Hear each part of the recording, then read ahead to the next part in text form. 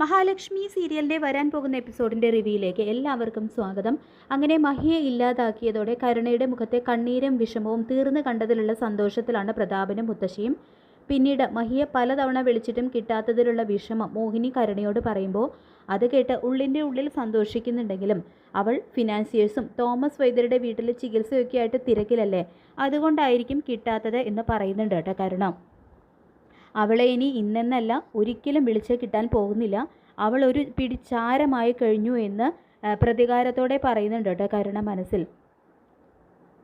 ശേഷം മോഹിനി കരുണയ്ക്ക് ഇഷ്ടമുള്ള ഫുഡൊക്കെ ഉണ്ടാക്കി കൊടുക്കുന്നുണ്ട്. കാര്യങ്ങളൊക്കെ എങ്ങനെയാണെങ്കിലും മാർക്കോയെക്കുറിച്ച് ഓർത്ത് മനസ്സിലൊരു ഭയം തോന്നുന്നുണ്ട് കേട്ടോ പ്രതാപന്. അവനൊരു വെട്ടുപോത്താണെന്നും പോലീസിനെ അവനെയാണ് ഭയപ്പെടേണ്ടത് എന്നും പ്രതാപൻ പറയുന്നുണ്ട് കരുണയോട്. ശേഷം കരുണ തന്നോടൊപ്പം ഒരുമിച്ചിരുന്ന് ഫുഡ് കഴിക്കാൻ മോഹിനിയെ നിർബന്ധിക്കുന്നുണ്ട്.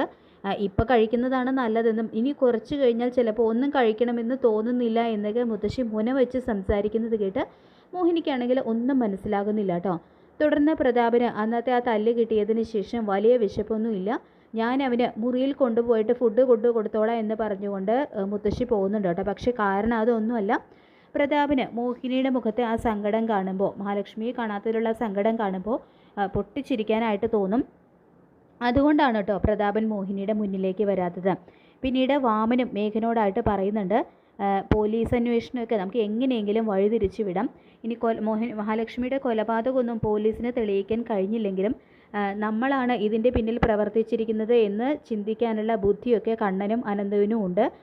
അങ്ങനെ അവരിൽ നിന്നും എന്തെങ്കിലും ഒരു നീക്കം ഉണ്ടാവുമെന്നെല്ലാം വാമൻ പറയുമ്പോൾ, അങ്ങനെ എന്തെങ്കിലും നീക്കം അവരുടെ ഭാഗത്ത് നിന്നും ഉണ്ടായാൽ എന്താണ് വേണ്ടത് എന്ന് എനിക്ക് അറിയാമെന്ന് പറയുന്നുണ്ട് കേട്ടോ മേഘൻ. ശേഷം മാർക്കോ മഹിയെ കാണാനായിട്ട് എത്തുന്നുണ്ട്.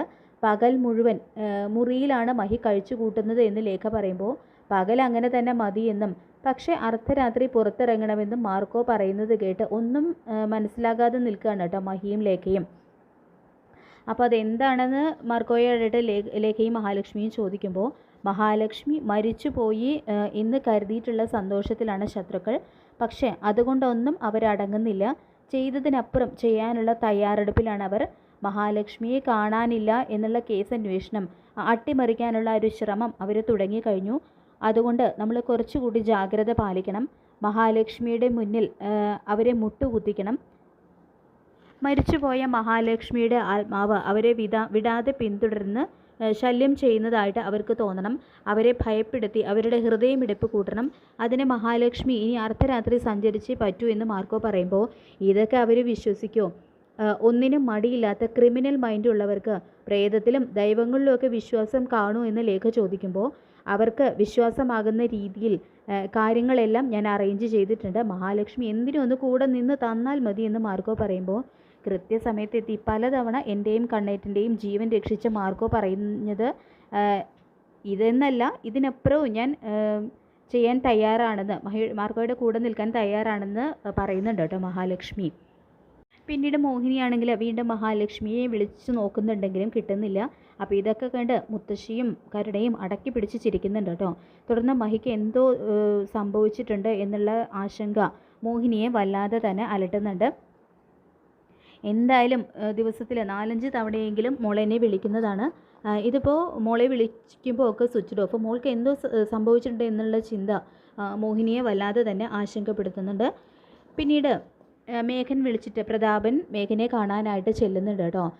എന്നിട്ട് പ്രതാപ് പറയുന്നുണ്ട്, എന്നെ ഉണ്ണി വിളിച്ചിരുന്നു, കമലേശ്വരത്ത് പോലീസ് ചെന്നിരുന്നു എന്നാണ് പറഞ്ഞത്, അതുകൊണ്ട് നമ്മൾ നിരീക്ഷണത്തിലാണോ എന്നുള്ളൊരു സംശയം ഉണ്ട് എന്നെല്ലാം പ്രതാപൻ പറയുമ്പോൾ, അതുകൊണ്ടാണ് ഞാൻ ഇവിടെ കണ്ടാൽ മതി എന്ന് പറഞ്ഞത്, ഉണ്ണി എന്നെയും വിളിച്ചിരുന്നു, ഇനി ഫോണിലൂടെയുള്ള സംസാരമൊക്കെ റിസ്ക് ആണെന്നും മഹാലക്ഷ്മിയെ കാണാത്തതിന് പിന്നിൽ നമ്മളെ സംശയമുണ്ടെന്ന കാര്യം കണ്ണൻ എന്തായാലും പോലീസിനോട് പറയും എന്നുള്ള കാര്യം ഉറപ്പാണ്.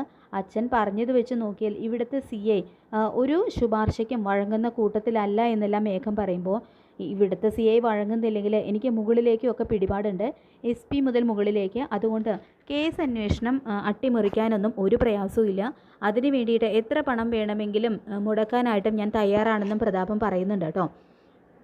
തുടർന്ന് പ്രതാപൻ പറയുന്നുണ്ട്, മേഘൻ അറിയോ, കുറേ നാൾ കൂടി ഇന്നാണ് എൻ്റെ മോളൊന്ന് ചിരിച്ചു കണ്ടതെന്നും അതിൽ പരം സന്തോഷം എനിക്കിനി ഒന്നും കിട്ടാനില്ല. ഇനിയിപ്പോൾ ജയിലിൽ പോയി കിടക്കാനാണെങ്കിലും അതിന് ഞാൻ തയ്യാറാണെന്നെല്ലാം പറയുന്നുണ്ട് കേട്ടോ പ്രതാപൻ.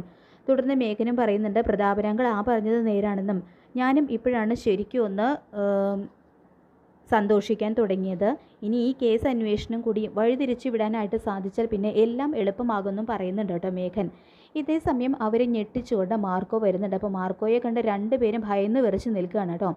തുടർന്ന് നിനക്ക് എന്താടാ ഇവിടെ കാര്യം എന്ന് മേഘൻ ചോദിക്കുമ്പോൾ, മഹാലക്ഷ്മി ഇന്നലെ മുതൽ കാണാനില്ല എന്ന് കണ്ണൻ സാറ് എന്നെ വിളിച്ചു പറഞ്ഞിരുന്നു.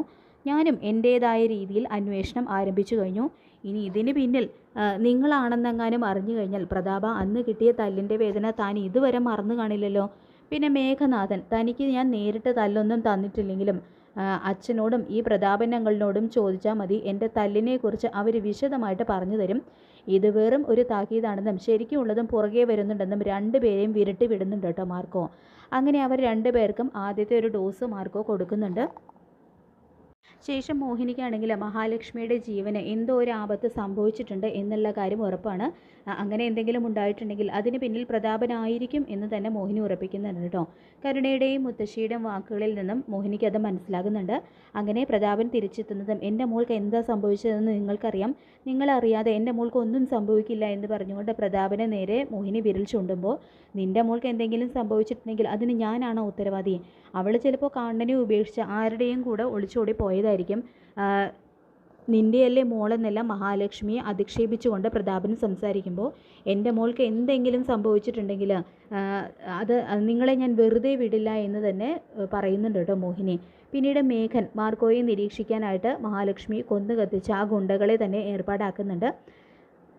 നിങ്ങളുടെ കൂടെ അവനെ നിരീക്ഷിക്കാനായിട്ട് ഒരാളെ കൂടി വെക്കണമെന്ന് മേഘൻ പറയുന്നുണ്ട് കേട്ടോ. പക്ഷേ ഗുണ്ടകൾ ഓൾറെഡി മാർക്കോയുടെ നിയന്ത്രണത്തിലാണെന്നുള്ള കാര്യം മേഘനും പ്രതാപനും അറിയില്ലല്ലോ. അങ്ങനെ ഗുണ്ടകൾ നേരെ ചെന്ന് മാർക്കോയ്ക്ക് മേഘൻ്റെ നീക്കങ്ങളെക്കുറിച്ചുള്ള വിവരങ്ങളെല്ലാം ചോർത്തി കൊടുക്കുന്നുണ്ട്.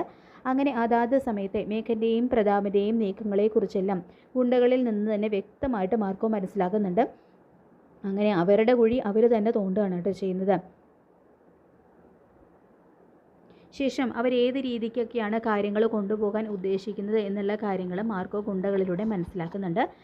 മിക്കവാറും കേസ് അന്വേഷണവും അതുപോലെ തന്നെ മഹാലക്ഷ്മിയുടെ ആത്മാവ് അവരെ ശല്യപ്പെടുത്തുന്നു, വെറുതെ വിടില്ല എന്നുള്ള രീതിയിലൊക്കെ കാര്യങ്ങൾ ക്രിയേറ്റ് ചെയ്ത് അവർക്ക് നല്ല 8ൻ്റെ പടി തന്നെയാണ് കേട്ടോ മാർക്കോ കൊടുക്കുന്നത്. മാർക്കോ കണക്ക് കൂട്ടിയതുപോലെ തന്നെ അതിൽ നിന്നും ഊരിപ്പോരാൻ കഴിയാതെ മഹാലക്ഷ്മി ജീവിച്ചിരിക്കുന്നതിനേക്കാൾ അപകടമാണ് മരിച്ചു പോയപ്പോൾ എന്നുള്ളൊരു കാര്യം അവരവിടെ തിരിച്ചറിയാണ്. അങ്ങനെ നല്ല 8ൻ്റെ പണി തന്നെയാണ് കേട്ടോ മാർക്കോ രണ്ടുപേർക്കും കൊടുക്കുന്നത്. അങ്ങനെ മഹാലക്ഷ്മി സീരിയലിൻ്റെ വരാൻ പോകുന്ന ഈ ത്രില്ലിംഗ് ആയിട്ടുള്ള എപ്പിസോഡുകൾക്കായിട്ട് നമുക്ക് കാത്തിരിക്കാം. ഈ റിവ്യൂ ഇഷ്ടപ്പെട്ടെങ്കിൽ ലൈക്ക് ചെയ്യുക, ചാനൽ കൂടി ഒന്ന് സബ്സ്ക്രൈബ് ചെയ്യുക. താങ്ക്